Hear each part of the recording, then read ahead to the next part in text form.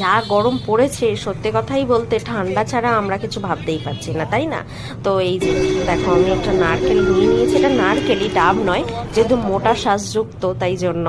আর এই যে জল তো আমি খেয়ে নিলাম, এবার কাকুকে বললাম যে তুমি ভালো করে এটা আমাকে তুলে দাও। তো এই দেখো কত মোটা শ্বাস, আমার না এইটাই খুব পছন্দ, মানে নারকেল জল খাবো প্লাস নারকেলটাও আমি পছন্দ, আমি ওটাও সবাই কচি কচি ডাব আমার একদমই পছন্দ নয়, এরকম এইরকম ডাব নারকেল পছন্দ আমার সব সময়। তো কাকুকে বললাম যদি নারকেল না থাকে তাহলে কিন্তু আমি একটাও পয়সা দেবো না।